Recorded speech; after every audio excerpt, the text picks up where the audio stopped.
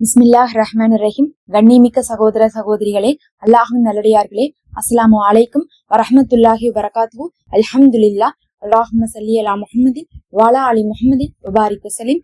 இன்னைக்கு நம்ம ஜும்மாவுடைய நாள்ல இருக்கிறோம். இன்னும் ஒரே வாரம் தான். அடுத்தது பாத்தீங்கன்னா அடுத்த ஜும்மாவுக்கே நமக்கு என்ன ஆயிரும், ஈது வந்துடும். அதனால இந்த ஜும்மாவுடைய நாளை யாரும் தவற விட்டுறாதீங்க. கண்டிப்பா பாத்தீங்கன்னா இந்த இறுதி 10 நாட்களே ரொம்ப ரொம்ப சிறப்பு. அதுலயும் இந்த ஜும்மா ரொம்ப ரொம்ப ரொம்ப ரொம்ப சிறப்புன்னு நம்ம சொல்லலாம். ஏன்னு பாத்தீங்கன்னா ஜும்மா நாள் அப்படிங்கிறது பல சிறப்புகளை நபியவர்களே நமக்கு அறிவிச்சு கொடுத்திருக்காங்க. அதுல ஒரு சிறப்பு பாத்தீங்கன்னா மறுமை நிகழக்கூடிய நாளாக இருக்குது, வாரத்திலே வைத்து சிறந்த நாளாக இருக்கு, சொர்க்கத்திலையும் அலங்கரிக்கப்படக்கூடிய நாளாக இருக்கு, இன்னும் நம்முடைய பாவங்கள் ஒரு வாரத்துடையதை கழிக்கக்கூடிய நாளாக இருக்கு, நம்மளுடைய தேவைகளை நிறைவேற்றுவதற்காக ஒரு ஸ்பெஷலான நேரத்தை அல்லாஹ் ஒதுக்கிய நாளாக இருக்குன்னு சொல்லிட்டு பல விஷயங்கள் இருக்கு. அதுல ரொம்ப முக்கியமான ஒரு விஷயம் இருக்கு பாருங்க, அதுதான் ஸலவாத்து நபி அவர்களிடத்துல கொண்டு போய் காண்பிக்கப்படக்கூடிய நாளாகவும் இருக்கு. நம்ம இந்த நாள்ல சொல்லக்கூடிய ஸலவாத்தை நபி ஸல்லல்லாஹு அலைஹி வஸல்லம் அவர்களிடத்துல உடனே மலக்குகள் கொண்டு போய் காட்டுவாங்க. மலக்குகள் காட்டுவதன் மூலமாக அவர்கள் நமக்கு என்ன பண்ணுவாங்க, நபி அவர்கள் நமக்கு பதில் சலாம் சொல்லுவாங்க. அது மூலமா நமக்காக அவங்க மறுமைக்கு பரிந்துரை செய்வாங்க. நபி அவர்கள் மீது ஸலவாத்தை நம்ம சொல்வதனால நம்ம மேலேயும் அதே போல ஸலவாத்தை அல்லாஹ் சொல்கிறான் அப்படிங்கக்கூடிய நற்செய்தியை கூட நபி அவர்கள் நமக்கு கூறினார்கள். நம்ம ஸலவாத்து சொன்னோம்னா உடனே நமக்கும் அதே போல கிடைக்குதுன்னா யோசிச்சு பாருங்க. உடனுக்குடனே அதனுடைய சிறப்பை நம்ம அடைந்து கொள்றோம். அது மட்டும் இல்லாம ஸலவாத் ஓதுபவர்களுக்கு அல்லாஹ் என்ன பண்றான், தேவைகளை நிறைவேற்றுகிறான், கஷ்டத்தை போக்குகிறான், நல்ல நிலைமையை கொடுக்கிறான், உயர்ந்த அந்தஸ்துகளை கொடுக்கிறான். இன்னும் பாத்தீங்கன்னா முஃமின்களுடைய கண்ணியம், அன்பு எல்லாமே நமக்கு கிடைக்குது. அப்போ ஒரு தடவை நம்ம ஸலவாத் ஓதுனாவே 10 மடங்காக நமக்கு உயர்ந்த உயர்ந்த தரங்களை மறுமையிலையும் கொடுக்குறான், அல்லாஹ் இந்த உலகத்திலையும் கொடுக்குறான். ஒரு தடவைக்கு 10 தடவை அருள் கிடைக்கும், 10 தடவை நன்மை கிடைக்கும், 10 பாவங்கள் மன்னிக்கப்படும், 10 தரஜாக்கள் உயர்த்தப்படும்னா நீங்க இந்த நாள் முழுவதும் நூற்றுக்கணக்கான முறை ஸலவாத்தை ஓதிக்கொள்ளுங்க. ஒரே நேரத்துல நம்மளால ஸலவாத் ஓத முடியாது. நிறைய பேர் என்ன பண்றாங்கன்னா ஸலவாத் ஓதணும் ஜும்மா நாள்ல அப்படிங்கிறது தெரியுது, ஆனா அது எப்படி ஓதணும் அப்படிங்கிறது தெரியறது இல்ல. நம்ம என்ன பண்ணுவோம்னா காலையில ஃபஜ்ருடைய நேரத்துல, அதாவது சஹருடைய நேரத்திலேயே ஆரம்பிச்சிருங்க.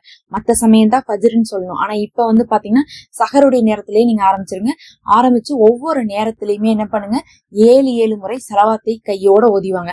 ஃபஜ்ர்ல ஓதுங்க, தஹஜ்ஜுடைய நேரத்துல ஓதுங்க, அதுக்கப்புறம் பாத்தீங்கன்னா காலையில எந்திரிச்சதுக்கு பிறகு ஓதுங்க, லொஹருடைய தொழுகைக்கு முன்னாடி ஓதுங்க, தொழுது முடிச்சதுக்கு அப்புறம் ஓதுங்க, அதே மாதிரி அசுருடைய தொழுகைக்கு முன்னாடி பின்னாடி, அது அசுர்ல இருந்து மஹ்ரீப் வரை நோன்பு இருக்கக்கூடிய நேரம், மஹ்ரீபுக்கு பின்னாடி இருக்கக்கூடிய நேரம், இரவு நேரம் சொல்லிட்டு இந்த ஜும்மா நாள் முழுவதும் நீங்க என்ன பண்ணுங்க, ஸலவாத்தை குறைந்தது 7 முறை ஓதுங்க. இப்படி ஓதுனா மட்டும்தான் நீங்க அதிக ஸலவாத்தை ஜும்மா நாள்ல ஓதுவீங்க. இன்னும் சொல்ல போனா ஒரே நேரத்துல அமர்ந்து 300 தடவை 400 தடவை ஸலவாத்தை ஓதுவதை விடவும் கூட சில நேரங்கள்ல இப்படி நம்ம பிரிச்சு ஓதுறோம்ல, அப்படி ஓதும்போது என்ன ஆகும்னா அந்த நாள் முழுவதும் ஸலவாத் ஓதிய நன்மை கிடைக்கும். ஒரே நேரத்துல 300 ஓதுறோம், ஆனா பிரிச்சு 7 ஒரு 10 தடவை ஓதுனா ஒரு 70 தான் ஆகும். ஆனாலும் கூட ஒரு நாள் முழுவதும் ஸலவாத்தை கொண்டே அந்த நாளை அலங்கரிச்சிருக்கோம். அப்படிங்கறதுனால அதை கொண்டே நம்ம பல சிறப்புகளை பெற்றுக்கொள்ளலாம். அதனால இந்த நாள்ல பல பிரிவுகளாக பல நேரங்களாக ஒவ்வொரு நேர தொழுகைக்கு முன்னும் பின்னும் நீங்க என்ன பண்ணிக்கோங்க, ஸலவாத்தை குறைந்தது ஒரு 7 முறையாவது ஓதிவாங்க. என்ன ஸலவாத் ஓதலாம் அப்படின்னு சொல்லிட்டு பாத்தீங்கன்னா ரொம்ப சிறப்பான ஸலவாத்து தான் தரூதே இப்ராஹிம் தான். ஆனா நம்ம என்ன பண்றது இல்ல, தரூதே இப்ராஹிம தொழுகையை தவிர வேற எங்கேயுமே நம்ம ஓதுறது இல்ல. பொதுவா நம்மள்ட்ட ஸலவாத்துன்னு சொன்னாங்கன்னா நம்ம ஸல்லல்லாஹு அலா முஹம்மது ஸல்லல்லாஹு அலைஹி வஸல்லம்ன்றோம், இல்லாட்டினா அல்லாஹும்ம ஸல்லி அலா முஹம்மதின் வஅலா அலி முஹம்மதின் வபாரிக் வஸல்லிம்ங்கிறோம், இல்லாட்டினா ஜும்மா நாளுக்கு அல்லாஹும்ம ஸல்லி அலா முஹம்மதின் நபியில் உம்மி வஅலா அலிஹி வஸல்லிம் தஸ்லீமாங்கிறோம். இந்த ஸலவாத்தெல்லாம் ரொம்ப சிறப்பு தான். ஆனா அதை விட ரொம்ப சிறப்பு என்ன சொல்லுங்க பார்க்கலாம், நபி அவர்களே நமக்கு இந்த ஸலவாத்தை ஜும்மா நாள்ல ஓதுங்கன்னு சொல்லிட்டு கற்றுக் கொடுத்திருக்காங்க. அதனால தரூதே இப்ராஹிமை நீங்க ஒவ்வொரு நேரத்திலையும் ஒரு 7 முறை ஓதிவாங்க. இந்த நாள் முழுவதும் அந்த ஸலவாத்திலேயே நீங்க ஜும்மாவை கழித்து நன்மை உங்களுக்கு கிடைக்கும். ஸலவாத்துக்கு பின்னாடி நீங்க துஆவும் செஞ்சுக்கோங்க. ஏன்னா இந்த நாள் துஆவும் ஏற்கப்படக்கூடிய நாள். ஸலவாத் ஓதக்கூடிய துஆக்களும் மறுக்கப்படாதுங்கிறனால ஸலவாத்துக்கு பின்னாடி துஆவும் செஞ்சுக்கோங்க.